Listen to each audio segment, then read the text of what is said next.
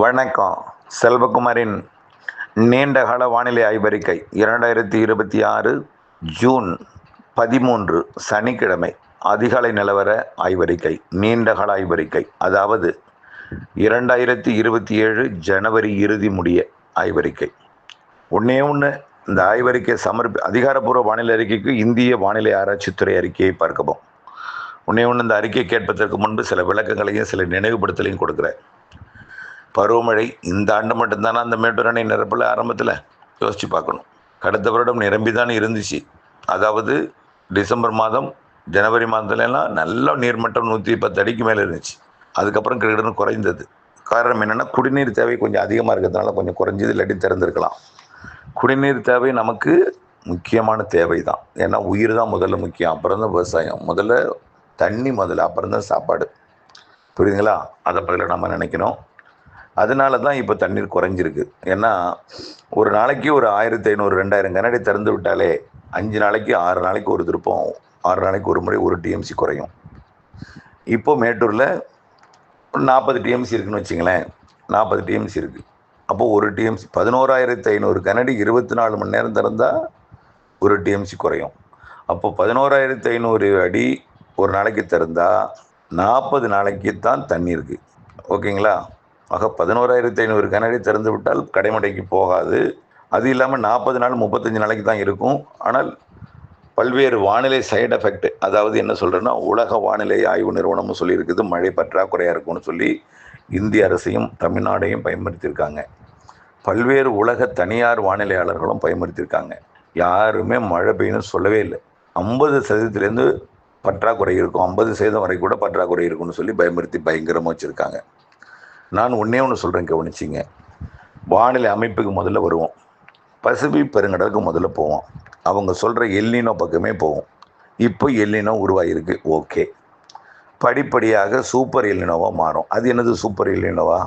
Asia பக்கம் வெப்பம் அதிகமாக இருந்தால் லானினா, அமெரிக்க பக்கம் வெப்பம் அதிகமாக இருந்தால் எல்னினோ, சமமாக இருந்தால் நியூட்ரல். இப்போ அமெரிக்க பக்கத்துக்கு ஒன்றும் வெப்பம் பெருசாக உயரலை, உயர்ந்துட்டு இருக்கு, உயரும். கண்டிப்பாக சூப்பர் எல்னினோ வருவதற்கு வாய்ப்பு இருக்குது. ஓகேங்களா? சூப்பர் எல்னினோ வந்தால் அடுத்த ஆண்டு தான். இந்த ஆண்டு எல்னினோ. ஓகே, அது பாருங்கள். நீரோட்டத்தை பாருங்கள். நீரோட்டம் ஏற்கனவே மத்திய பசிபிக் பெருங்கடல் வரைக்கும் கடத்துது. அப்புறம் பாதியை முக்கால்வாசி கடத்துது, காவாசியே ஆசியா பக்கம் கொண்டு வருது. நீரோட்டத்தை பார்க்கணும். 100% கடத்தி கொண்டு போகிறத 25% மீண்டும் ஆசியா பக்கம் கடத்துது. சரி, இருக்கட்டும். கூடுதலாக கடத்துறது தான் அதிகமாக இருக்குது இங்கேருந்து வெப்பத்தை, பசிபிக் பெருங்கடலில் அமெரிக்க பக்கம். அதனால் சூப்பர் எல்னினோ உருவாகிறது வாய்ப்பு அடுத்த வருஷம். ஓகேயா? சரி, ஆசியா பக்கம் இந்த வருஷம் பாருங்கள். மத்திய பசிபிக் பெருங்கடல், ஆசிய நாடுகளை ஒட்டிய பசிபிக் பெருங்கடல் எல்லாமே வெப்பம் அதிகமாக இருக்குது. எவ்வளோ? 30-31 டிகிரி இருக்குது. ஆஸ்திரேலியாவின் வடக்கு பகுதி 30-31 டிகிரி. இந்தோனேஷியா சுமத்ரா தீவு ஒட்டி தென்சீன கடல் பகுதியில் 30-31 டிகிரி. தாய்லாந்து வளைகுடா 30-31 டிகிரி. சரி, அப்படியே இந்திய பக்கம் வாங்க. இந்திய பெருங்கடலோட தெற்கு பகுதி 30 டிகிரி 31 டிகிரி இருக்குது. நிலநடுக்கோட்டு பகுதி 30-31. சில இடங்களில் 32 கூட சில புள்ளியில் இருக்குது. ஆனால் 30-31 டிகிரி செல்சியஸ் இருக்குது. இதுதான் நம்ம வெப்பம் உயர்ந்து போச்சுங்கிறாங்க. 26 டிகிரி தான் நார்மல். 27 இருந்துச்சு படிப்படியாக, 28, 29 போய் 30, 31 போய் கடுமையாக வெப்பம் 3.5 டிகிரி உயர்ந்திருந்தது. இப்போ அதை விட 4.5 டிகிரியாக உயர்ந்துருச்சு. சராசரிக்கு தேவைக்கு அதிகமாக வெப்பம் உயர்ந்திருக்கு. பசிபிக் பெருங்கடல் மட்டும் உயர்ந்தால், இங்கே ஜில்லுன்னு இருந்தால், வெப்பம் குறைவாக இருந்தால் மழை பெய்யாது, உண்மைதான். ஆனால் இந்திய பெருங்கடலும் வெப்பம் அதிகமாக இருக்குது. பசிபிக் பெருங்கடல் வெப்பத்தை விட சமமாகவும் இருக்குது. அதே போல் வங்கக்கடலும் அரபிக்கடலும் வெப்பம் அதிகமாக இருக்குது. இங்கே மட்டும் இல்லை, சோமாலியா வரைக்கும் நிலநடுக்கோட்டு இந்திய பெருங்கடல், ஏடன் வளைகுடா, ஏமன், ஓமன், பாகிஸ்தான் எல்லையோரம் மற்றும் ஈரான் எல்லையோரம், ஹோர்முஸ் நீரிணைன்னு சொல்கிறாங்களா, அது வரைக்கும் வெப்பம் உயர்ந்திருக்கு. கடல் வெப்பம். ஆகவே அரபிக்கடல் வெப்பம் உயர்ந்திருந்தாலே பருவமழை சாதகமாக இருக்கும். தாமதம் அடைஞ்சாலும் பருவமழையை கொடுக்கும். இப்போது நீராவி ஏறுது. நீராவியை நீராக மாற்றுவதற்கு குளிர்ச்சி தன்மை இல்லை வளிமண்டலத்தில். காரணம் உயரழுத்தம் இல்லை. உயரழுத்தம்லாம் இடம்பெயர்ந்திருக்கு. கண்டிப்பாக உயரழுத்தம் வரும். அப்புறம் என்ன ஆகும்? வங்கக்கடலில் ஏதாவது ஒரு காற்று சுழற்சி இருந்ததுன்னா, தாழ்வு நிலை இருந்ததுன்னா, இணைப்பு சுழற்சியால் தமிழ்நாடு மேற்கு தொடர்ச்சி மலையெல்லாம் பிணைக்கப்படும். இப்போ வரைக்கும் ஆசியாவில் பருவமழை தென்கிழக்கு ஆசிய நாடுகளில் வலுத்திருக்கிற காரணத்தினால மழை அங்கே பெஞ்சிட்டு இருக்கு. கொஞ்சம் கொஞ்சமாக வடகிழக்கு மாநிலங்கள்லேயும் பெஞ்சிட்டு இருக்கு. அது வடகிழக்கு மாநிலத்தில் பெய்வது மேற்கு வங்கத்துக்கு வரும், அப்புறம் படிப்படியாக உத்தரப்பிரதேசத்துக்கு வரும். அதாவது பீகார், ஜார்க்கண்ட், சத்தீஸ்கர், ஒடிசா வரும், அப்புறம் உத்தரப்பிரதேசம் வரும், அப்புறம் மத்திய பிரதேசம் வரும், அப்புறம் மகாராஷ்டிரா, ஆந்திர பிரதேசம் என்று தமிழ்நாடு, கேரளா, கர்நாடகாவெலாம் பருவமழை கண்டிப்பாக தீவிரமடையும். தாமதம் தவிர விலகவில்லை என்று தான் நம்ம சொல்லணும். ஆகவே பல ஆண்டுகள் மேட்டூர் அணை ஜூன் 12 திறந்தது கிடையாது. புரியுதுங்களா? ஆடிப்பெருக்கு கொண்டாட்டத்துக்கு மட்டுமே கொஞ்சம் 2000 அடியெல்லாம் திறந்து விட்ட ஆண்டு உண்டு. ஆடிப்பெருக்கு திறந்து விடப்படும் பொழுது கூட திடீரென மழை பொழிந்து ஆடிப்பெருக்கு அன்றைக்கு கூட கணிக்க முடியாத வானிலை இருந்திருக்கு. ஆடிப்பெருக்கு அன்னைக்கு 2000 அடி திறப்பாங்க. திடீர்னு ஆடிப்பெருக்கு அன்னைக்கு நிறைய மழைப்பொழிவு கர்நாடகாவில் பொழிந்து அணை திறந்து ஆடிப்பெருக்குக்கு திறக்கப்பட்ட 2000 அணையோட சேர்த்து மேலும் கூடுதலாக 10,000 அடி திறந்து, புரியுதுங்களா? அப்படியெல்லாம் திறக்கப்பட்ட ஆண்டுகளும் இருக்குது. பொதுவாக மேட்டூர் அணை ஆகஸ்டில் தான் நிரம்பியிருக்கு. கடந்த ஆண்டு மட்டும்தான் முன்கூட்டியே நிரம்பினுச்சு. இந்த வருஷம் ஜூலை இறுதியிலேருந்து மேட்டூருக்கு தண்ணீர் வரும். ஆகவே மேட்டூர் ஜூலை இறுதியிலிருந்து நிரம்ப தொடங்கும். ஆகஸ்ட்டில் உபரி நீர் திறக்கும் வகையில் மழை இருக்கும், ஆகஸ்ட் இறுதியெல்லாம். ஆகவே மாதத்துக்கு மாதம் மழைப்பொழிவோட பரப்பும் அளவும் கூடும். தென்மேற்கு பருவமழை வரக்கூடிய 20ஆம் தேதியிலிருந்து வலுப்பெறப் போகிறது.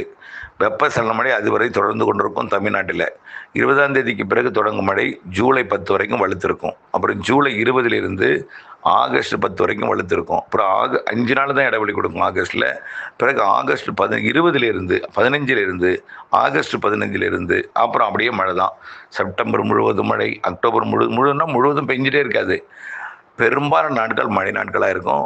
ஒதுக்கி பெய்தாலும் ஒரு நாள் ஒதுக்கினால் அடுத்த நாள் பெஞ்சிடும். அப்படிப்பட்ட மழை ஆகஸ்ட் பிற்பகுதி, செப்டம்பர், அக்டோபர், நவம்பர், டிசம்பர்லாம் வடகிழக்கு பருவமழை அதிகமாக இருக்கும். ஏன்னா கடல் வெப்பம் உயர்ந்துகிட்டே இருக்குது. தமிழ்நாட்டை ஒட்டி உள்ள கடல் வெப்பத்தை குறைப்பதற்கு எந்த நிகழ்வும் வரல. நீரோட்டத்தை பாருங்கள் எங்கேருந்து வருதுன்னு. சுமத்ரா தீவிலேருந்து வந்து சுமத்ரா தீவுக்கு தெற்கு புறமாக ஆஸ்திரேலியா சுமத்ரா இடைப்பட்ட பகுதியிலேருந்து நீரோட்டம் வந்து கொண்டு வந்து நிலநடுக்கோட்டில் ஏற்றுது, வங்கக்கடலோட தெற்கு பகுதியில் ஏற்றுது, அரபிக்கடலுக்கும் போகுது. புரியுதுங்களா? ஆகவே இந்த வெப்ப நீரோட்டம், வெப்ப உயர்வு கண்டிப்பாக தென்மேற்கு பருவமழை தாமதமாக தீவிரமடையும், தாமதமாக அணைகளை நிரப்பும். வடகிழக்கு பருவமழை அபரிவிதமாக இருக்கும். கண்டிப்பாக சிறு நிகழ்வும் நிறைய மழை தரும். வடகிழக்கு பருவமழையில் வலுவான நிகழ்வும் உண்டு, சிறு நிகழ்வும் அதிக மழை தரும்னு நம்ம ஏற்கனவே சொல்லிட்டு இருக்கிறத நினைவுபடுத்த விரும்புகிறேன். தயவு செய்து மனதை போட்டு குழப்பிக்க வேண்டாம். ஆனால் குறுவை சாகுபடியே நீங்கள் அதாவது ஆழ்துளை கிணறு இருந்தால் மட்டும்தான் செய்யணும். ஏனென்றால் வானத்தை நம்பி நீங்கள் செய்யக்கூடாது. நீங்கள் என்ன ஏற்கனவே பண்ணை கொட்டை வச்சுருந்தீங்கன்னா செய்யலாம், கைவசம் நீர் தேக்கி இருந்தாலும் செய்யலாம். ஏன்னா மழை பெய்யும். அதாவது இப்போ நேற்றைக்கு டெல்டாவின் தெற்கு பகுதியில் கனமழை பொழிந்திருக்கிறது. பல இடங்களில் 6 சென்டிமீட்டர் வரைக்கும் பெய்திருக்கு, சில இடத்துல 8 சென்டிமீட்டர் வரைக்கும் கூட பெய்திருக்கு. ஆனால் இது விதைப்பாக இருந்துன்னு வச்சுக்கலாம், நேற்றைய தேதியில் அது என்ன ஆகியிருக்கும், விதைப்பை சேதப்படுத்தியிருக்கும். களியான பகுதியாக இருந்தால் மூடி இருக்கும். திடீர்னு என்ன செய்யும், முளைக்கும். அப்போ மழை பெய்யாது, காய விடும். புரியுதுங்களா? அப்புறமா தண்ணீரை எதிர்பார்க்கும் நேரத்துக்கு பெய்யாது. அப்புறமா என்ன செய்யும், கறி போனதுக்கப்புறம் பெய்யும். இப்படிப்பட்ட பிரச்சனையை கொடுக்கும். அதுக்கு தான் நம்ம சொல்கிறது, வானம் பொழியும், நாம் நினைக்கும் பொழுது பொழியாது, பொழியும் போது சேமிக்க வேண்டும். அதுக்கு பண்ணை குட்டையை நாம் தயாராக வச்சுருக்கணும். புரியுதுங்களா? ஆகவே செப்டம்பர்லேருந்து பெய்யக்கூடிய மழையை, இன்னும் அக்டோபர்லேருந்து கூடக்கூடிய மழையை அக்டோபர் 15 தேதிக்கு பிறகு அக்டோபர் 18லிருந்து ஜனவரி 31 வரை, 2027 ஜனவரி 31 வரை, கண்டிப்பாக பொங்கல் வரை, ஜனவரி 15 வரை நிறைய மழைப்பொழிவு கொடுக்கும். அந்த மழைப்பொழிவை சேமிப்பதற்கு, அடுத்த ஆண்டு கோடைக்கு பயன்படுத்துவதற்கு நாம் ஆயத்தமாக இருக்கணும். அவ்வளவுதான். ஆகவே நம்மை விட அனைத்து உயிரினங்களும் நம்மை போன்றது தான். அடுத்த ஆண்டு கோடை கொஞ்சம் வெப்பம் அதிகமாக தான் இருக்கும். அதை நான் இப்போ சொல்லிடுறேன், அது ஏற்கனவே சொல்லியிருக்கோம். ஆனால் இந்த ஆண்டுக்கு எந்த பிரச்சனையும் இல்லை, மழைப்பொழிவு பற்றாக்குறை இல்லை. ஆனால் அடுத்த வருடம் வெப்பசலன இடிமழை பொழிவும் இருக்கும், வெப்பமும் அதிகமாக இருக்கும். அதே நேரத்தில் பருவமழை சிறப்பாக இருக்கும்னு தான் தெரியுது அடுத்த வருஷமும். ஆனால் கொஞ்சம் தாமதமடைந்து பருவமழை ஸ்டார்ட் ஆகும் அடுத்த வருஷமும், நல்லா புரிஞ்சுக்குங்க. ஆனால் அடுத்த வருஷமும் வடகிழக்கு பருவமழை அதிகமாக தான் இருக்கும் போல் தெரியுது. ஆகவே இந்த வருடம் கண்டிப்பாக அதிகம்தான். தென்மேற்கு பருவமழை கொஞ்சம் தாமதமாக பொழிந்து நிரப்போம். ஆகவே மனதை போட்டு குழப்பிக்கொள்ள வேண்டாம். திட்டமிட்ட வேளாண்மைக்கு வானிலை அப்டேட்ஸோட இணைந்திருங்கள். கண்டிப்பாக அனைத்து அணைகளுக்கும் தான் இதை நான் சொல்கிறேன். மேட்டூர் நான் சொல்லலை, பவானி சாகருக்கு இது நிலைமை தான். பரம்பிக்குளத்துக்கும் இதே தான், வைகைக்கும் இதே தான், எல்லா அணைகளுக்கும் இதே தான். கண்டிப்பாக உள்ளணைகள்லாம் வடகிழக்கு பருவமழையில் நிறைய நிரம்பும். செப்டம்பர்லேருந்து உள்ளணைகளுக்கு நிறைய மழை, அக்டோபர்லாம் உள்ளணைகளுக்கு நிறைய மழை, நவம்பர் டிசம்பர் ஜனவரிலாம் உள்ளணைகளுக்கு நிறைய மழைப்பொழிவை கொடுக்கும். என்ன புரியுதுங்களா?